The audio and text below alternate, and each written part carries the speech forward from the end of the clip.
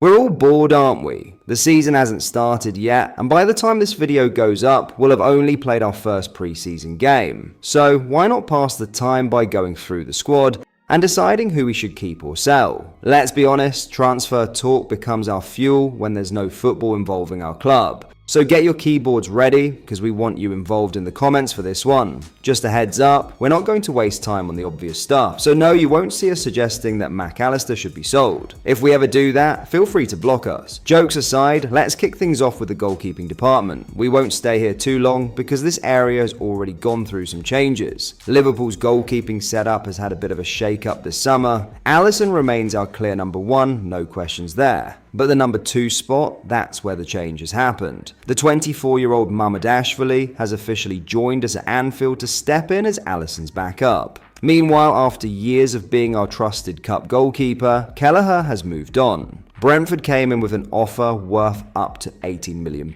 and it made sense for everyone. With just 1 year left on his contract, Kelleher deserved a shot at being a first-choice keeper, and Liverpool got a solid fee for one of our own. With Kelleher gone and Jaros also heading out on loan to Ajax, the club reacted quickly. We brought in Freddie Woodman and Armin Pexi as our 3rd and 4th keepers. So yeah, the goalkeeping business looks wrapped up for the summer. Let's move on to the defenders. Last season, Liverpool's defense was the platform for a title push, but change is definitely on the way. A Liverpool backline without Trent Alexander-Arnold is now a reality. With Jeremy Frimpong joining the squad, the question is, where does that leave Connor Bradley? The 20-year-old is coming back from a season that was disrupted by injuries, but he returns to find a fresh opportunity. With Trent gone, Bradley suddenly has a clear path to minutes. He could serve as Frimpong's backup and maybe even compete for the starting spot, especially since the Dutchman can also be pushed higher up the pitch. We've all seen what Bradley can do. Even with the injury setbacks, which we hope are behind him, there's no debate here. He's a definite keep. He's got the drive, he's technically sound, solid, defensively, and most importantly, he's homegrown. Now, you might think Frimpong and Bradley are our only options at right back, but there's one more name you might have forgotten: Calvin Ramsey. His Liverpool career just hasn't taken off yet. He came in back in 2022 as a highly rated right back, but 2 years and several injuries later, he's barely made any appearances. He went on loan to Preston in 2023-24, but that was cut short by more fitness issues. He then had a short spell at Wigan just to get some minutes. With Frimpong and Bradley clearly ahead of him now, Ramsey needs to find regular game time somewhere else to get his development back on track. A loan move would be perfect. It would help rebuild his confidence and give him a chance to prove himself again. Long term, there's still a player there. But for now, he's the odd one out in the right back group. No need to sell him permanently yet. Let's loan him for a season and hope he stays fit and reminds us why we brought him in the first place. Now let's move to the other side of the pitch where Milos Kerkez has arrived and is likely set to become our new starting left back. So what does that mean for Robertson and Tsimikas? Robbo is without question a club legend. He's one of the best fullbacks to ever wear the Liverpool shirt, but is he still the same player he once was? Not really. Age and injuries have started to catch up with him, and it was clear last season that some teams began targeting his side of the pitch as a weak point. Tsimikas, on the other hand, hasn't quite stepped up to the level we hoped for. He's had good moments, sure, but has he been consistently good enough to be our starting left back? We don't think so. Right now, he feels more like a backup than a reliable starter. We're not planning to bring in any more left backs this summer, which means we can't afford to sell both Robbo and Tsimikas. So that brings us to a choice. One of them has to stay, and we're leaving that choice up to you. Drop your pick in the comments. We think we already know what the answer will be. Now let's move on to the centre-backs. Jarell Quansah has made a move to Germany, which makes sense after spending most of last season on the bench. At the same time, there are growing reports that we're looking to bring in Mark Guehi as an additional option at the back. If that happens, we'll have Van Dijk, Konate and Guehi as our top 3 choices for centre-back pairings. But what about Joe Gomez? This one is a bit tricky and could spark some debate. Gomez is now 28 and no longer the rising star we once saw. His last couple of seasons have been a mixed bag. Last year he featured in just 17 matches, mostly stepping in when others were injured or rotated. Sometimes he looks solid, other times less convincing. So do we still need Joe Gomez? The answer is yes, but more as a squad player. He's homegrown, he can cover both centre-back and right-back, and he seems content with a rotation role. Selling him now would leave us short unless we immediately bring in someone else. Plus, his experience is still valuable, both in training and around the dressing room. That said, this season could be make or break for him. If he struggles again when called upon, the club might start looking for an upgrade next summer. For now though, Gomez stays. He's a reliable piece of depth across the backline. Quick shout out to one of our young defenders before we move on. Luke Chambers, just 19 years old, has turned heads during his loan spells in the youth setup. If either Samikas or Robertson ends up being sold, Chambers could stay on as emergency cover at left back. But more likely, he'll go out on loan again to keep developing and get more regular minutes. So what do you think? Is that enough depth in the backline for a full season? Pause the video and let us know your thoughts in the comments before we dive into the midfield. Done? Alright then, McAllister should be sold, said no one ever. But maybe that level of certainty doesn't apply to Curtis Jones. Now, if you've been following our channel, you already know how highly we rate Curtis here. He's shown time and again that he can step up when needed, giving our midfield some much needed energy and balance. Slot trusted Curtis in big games, using him either as a left-sided number 8 or even in a double pivot, mainly for his work rate and positional discipline. And Jones delivered. He kept the ball moving, pressed hard without the ball, and proved he could carry it forward during transitions. What stands out is how well Curtis fits into Slot's system. He's physical, versatile, and let's not forget, he's one of our own. He understands what it means to play for this club, and he's still improving, which makes keeping him an easy choice. In fact, we're calling it now.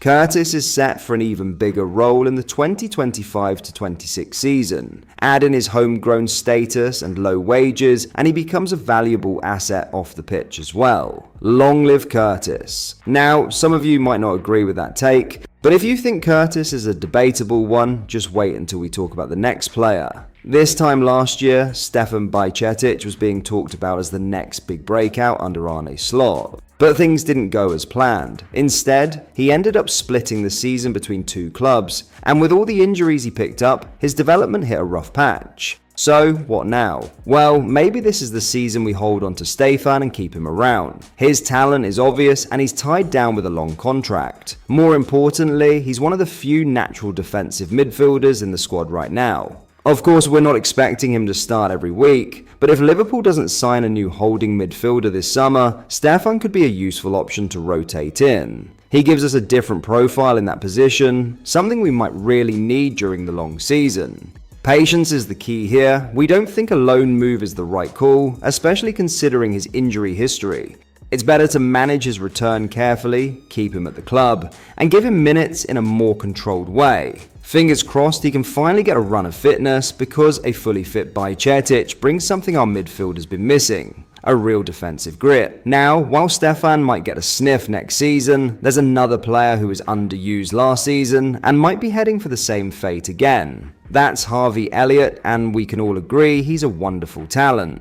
At 22 years old, he's technically gifted, a hard worker, and clearly full of potential. We all saw what he did with England's under-21s this summer, leading them to European glory. But we have to ask the tough question here. Where does he actually fit in this Liverpool side? Under Klopp, Harvey was often used as a right-sided number 8, but he struggled at times with the physical demands, especially when it came to the defensive side of things. Under Slot, things haven't looked much better. He's not going to displace Salah on the right wing, and in midfield he's fallen down the pecking order. Last season, most of Elliott's minutes came off the bench or in cup games, and for someone his age, that's not ideal when it comes to development. This summer's transfer activity hasn't helped either. Liverpool splashed £116 million on Florian Wirtz, adding even more competition. With Szoboszlai, McAllister, Jones and Gravenberch all around, Elliott's path to regular football looks more blocked than ever.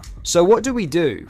If a good offer comes in, we'd reluctantly say sell, or at least loan. A Premier League loan could make sense. Let Harvey play every week and show what he's really capable of. But at 22, with plenty of top-flight experience, there's a good chance someone might come in with a permanent offer. A mid-table Premier League club, or even a top side in Europe might see Elliott as a smart pickup. If a club puts in a bid around £30 million or more, Liverpool might seriously consider it. We've already seen a similar situation with Fabio Carvalho, another young attacking midfielder who didn't get enough minutes and was eventually moved on. It would be a sad one. Harvey is a fan favourite and he's been with the club since he was 16. But in the end, we can't stall his career. He deserves regular football. Now, let's move on to another fan favourite, one we doubt anyone would want to sell. It's Mr. Reliable himself, Wataru Endo.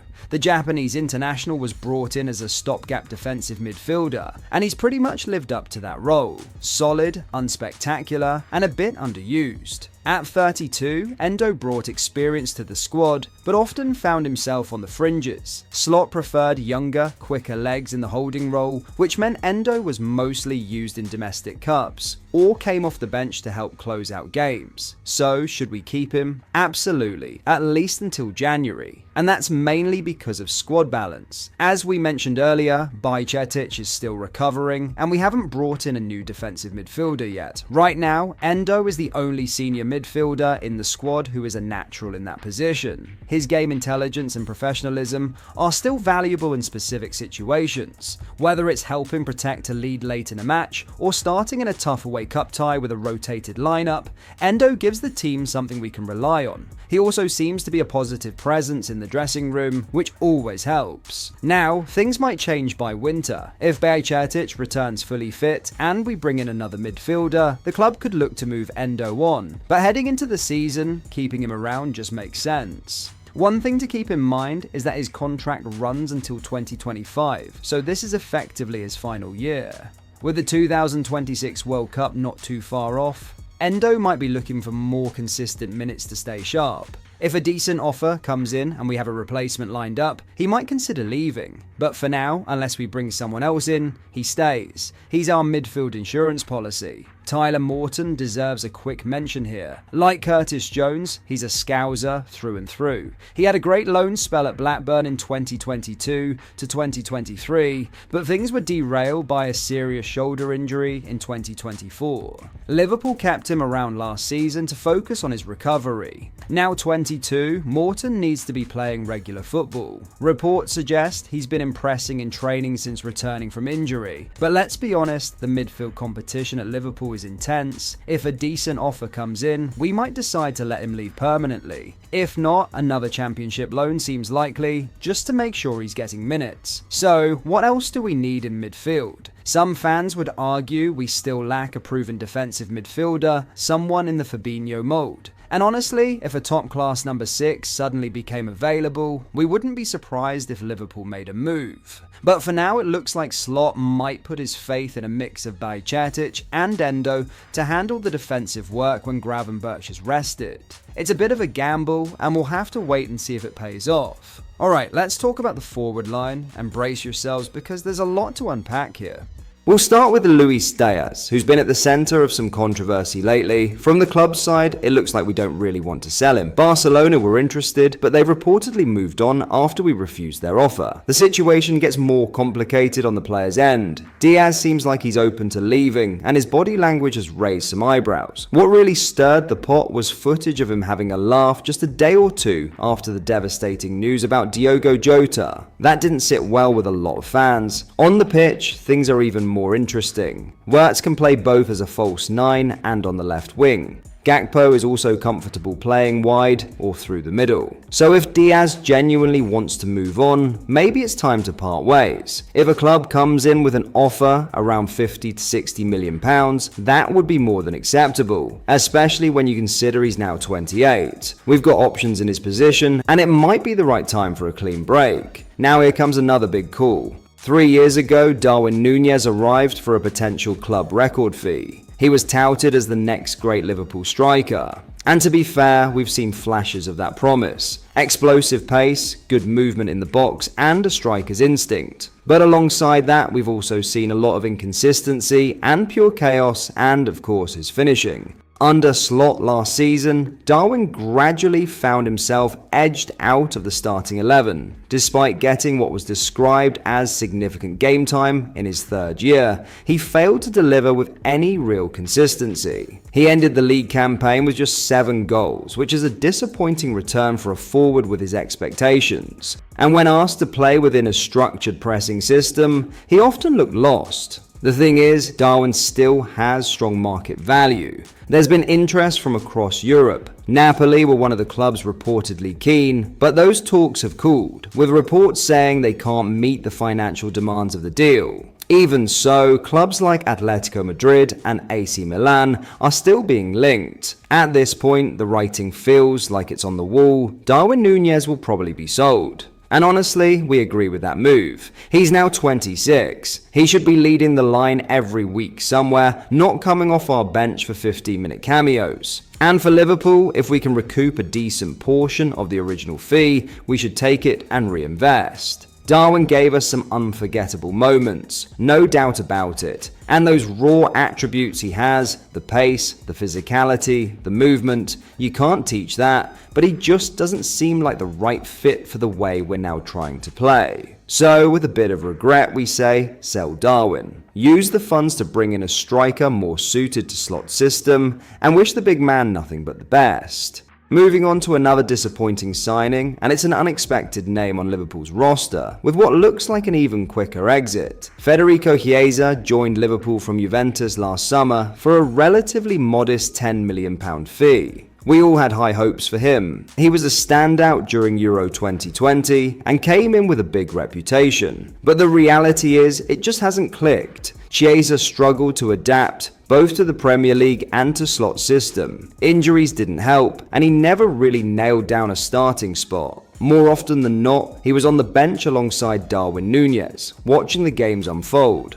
By the end of the season, you could see his confidence had taken a hit. At 27, Chiesa is simply too good to be a bit part player. And it's clear that he knows it too. Reports say Napoli have shown interest, possibly even looking to make a double swoop that includes Darwin. A loan with an obligation to buy or a cut price permanent deal seems like the most likely outcome. Either way, it's hard to see Chiesa sticking around. Liverpool appear open to letting him leave, as he's already been listed among the potential departures for the summer. And honestly, sometimes transfers just don't work out. This feels like one of those cases. So for us, Chiesa is a sell. It's a bit of a shame, maybe in a different era or under a different manager, things could have gone differently. But with the attack already stacked and his desire to be a starter elsewhere, moving him on is the logical decision. We'll finish up with the young Ben Doak, who might be one of the most exciting teenagers we've seen at Liverpool in years. He's only 19, but every time he came on, whether in cup games or late in league matches, he lit up the right wing with his direct running and fearless attitude. He's got that raw pace and dribbling that gets fans out of their seats. Now, normally I'd say keep him around as an impact sub, but there's a twist. Doak is attracting interest, and not just any interest. Everton have been linked with a potential move. Yes, our Merseyside rivals. The rumour is that Everton could be exploring the idea of a loan deal. It's rare to see someone cross the park, but the fact that it's even being mentioned shows other clubs sense an opportunity. They're probably thinking Doak won't get many minutes at Liverpool this season. So what should we do? Personally, I believe we keep Ben Doak for the long run, no question about that. He's a gem. But for the immediate season, a loan move might be the smart call. Just not to Everton, please. A Premier League loan where he can start 20 or more games would massively speed up his development. If he stays at Liverpool, his minutes will be limited to late sub appearances, especially with Salah and others ahead of him. That said, I wouldn't mind keeping him as a squad option either, because he offers something unpredictable and different. In the end, Slot will have to decide whether Doak can contribute enough right now, or if a loan is better for his growth. For me, the ideal scenario is simple. Send him on loan to a non-rival Premier League club, maybe somewhere like Brighton or Burnley, let him shine for a season, then bring him back ready to challenge for a spot in the XI. One thing's for sure, under no circumstances should we sell him permanently. His potential is too high. He's got that Scottish grit and confidence, and he plays without fear. So Ben Doak is a definite keep with a likely loan. And if Everton come knocking, I'd say a firm thanks but no thanks. We're not strengthening them with our wonder kid. And there we have it, a full squad breakdown ahead of what could be a massive season under Arne's slot. Some tough calls, some easy ones, and a few that might split opinions. But that's the fun of it, right? We want to hear from you now. Who would you sell? Who absolutely has to stay? And are there any players you think we've overlooked? Do you agree with our take on Darwin and Chiesa? What would you do with Harvey Elliott or Ben Doak? And how confident are you going into the new season with the current squad? Let us know everything in the comments. Also, if you enjoyed the video, don't forget to drop a like and subscribe if you haven't already. We've got more content coming as the season gets closer. Thanks for sticking with us through this long one. Whether you agreed or disagreed, we appreciate you being part of the conversation. Pre-season might be quiet, but with Liverpool there's always something to talk about. Up the Reds, and we'll catch you in the next one.